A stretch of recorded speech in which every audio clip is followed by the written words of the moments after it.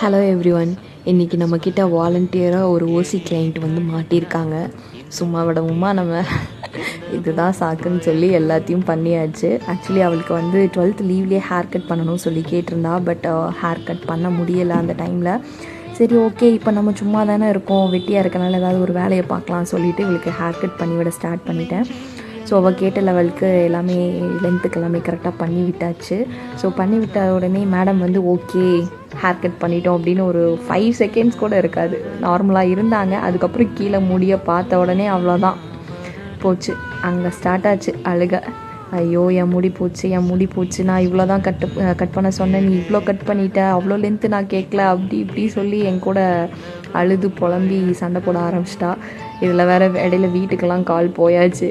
அவன் நான் கேட்டதை விட அதிகமாக முடி வெட்டி விட்டுட்டா அப்படி சொல்லிட்டு.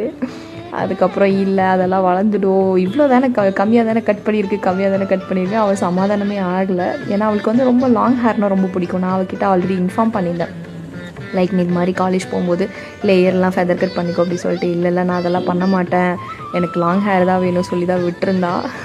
ஸோ ஃபைனலி நம்மளுக்கு கொடுத்த வேலையை கரெக்டாக பார்த்து முடிச்சிட்டோம். அவ்வளோதான். தேங்க்ஸ் ஃபார் வாட்சிங்.